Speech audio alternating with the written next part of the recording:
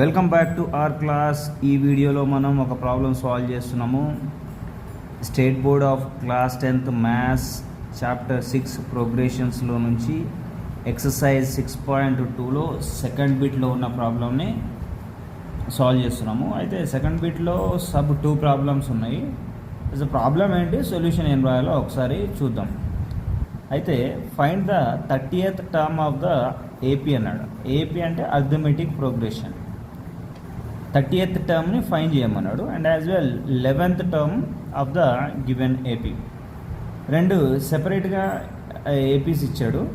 అందులో ఫస్ట్ వన్లో 30th term, next వన్లో 11th టర్ము ఫైండ్ చేయమన్నాడు. అయితే మనం ఏం చేస్తామంటే ఫస్ట్ స్టార్టింగ్లో గివెన్ ఏపీ రాసుకొని దాని నుంచి ఏ ఫైండ్ చేస్తాం. ఏ అంటే first term. Next common difference D. Actually ఇక్కడ చిన్న మిస్టేక్ వచ్చింది కాబట్టి నేను ఇది ఎరేజ్ చేసిన. D is equal to common difference A2 minus A1 find చేస్తే మనకు డి వాల్యూ -3 వస్తుంది. ఇక్కడ డి వాల్యూ -3 వచ్చింది.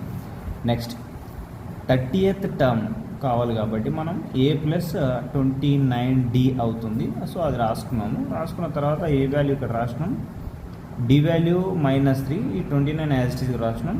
ప్లస్ ఇంటూ మైనస్ అవుతుంది. ఇక్కడ రఫ్ కాలంలో సాల్వ్ చేసిన చూడండి. సో వచ్చిన ఆన్సర్ ఇక్కడ రాసుకొని డిఫరెన్స్ సైన్స్ కాబట్టి 30th టర్మ్ -77 అండి. అది ఇట్లా సాల్వ్ చేస్తాం.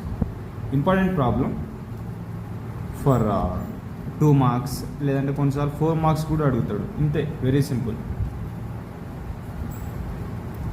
నెక్స్ట్ కంటిన్యూస్గా ఇంకొక ప్రాబ్లం ఉంది, అది కూడా చూద్దాము. అంటే ఇప్పుడు సెకండ్ బిట్లో ఫస్ట్ వన్ సాల్వ్ చేసినాం, నెక్స్ట్ వన్ ఒకసారి చూద్దాం. అది ప్రాబ్లం ఏంటో ఎట్లా సాల్వ్ చేస్తాం చూడండి ఒకసారి. అయితే మనకు ఫస్ట్ ఏం రాసుకుంటాం, గివెన్ ఏపీ రాసుకుంటాము. ఏపీ రాసుకున్న తర్వాత అందులో ఫస్ట్ టర్మ్ని ఫైండ్ చేస్తాం. ఫస్ట్ టర్మ్ ఏంటి, -3 కాబట్టి ఇంకో -3 అని చెప్పి రాసినాం ఇక్కడ. తర్వాత డి ఫైండ్ చేస్తాం. D is equal to common difference, D is equal to A2 minus A1. Then after ఇక్కడ A2 అంటే ఇది అవుతుంది, అంటే -1/2. A1 అయితే -3. So -1/2 minus of -3, minus into minus plus అవుతుంది. సో ఈ రెండింటికి ఎల్సిఎం రాసుకొని -1 ఇక్కడ వస్తుంది. 3 2 6, 6 మైనస్ 1 5 అవుతుంది. డి ఈజ్ ఈక్వల్ టు 5/2 అవుతుంది. తర్వాత ఏం చేస్తామంటే A11 కదా, మన 11th టర్మ్ కాబట్టి మనం ఫైండ్ చేయాలి. A ప్లస్ 10D అవుతుంది. సో ఏ వాల్యూ రాసుకున్నాం, డి వాల్యూ 5/2 ఇక్కడ వచ్చిన వాల్యూ రాసుకుంటాము. సో తర్వాత నీకు A11 22 అవుతుంది. Therefore 11th term of the given AP is equal to అని చెప్పేసి 22 అంటే వస్తుంది.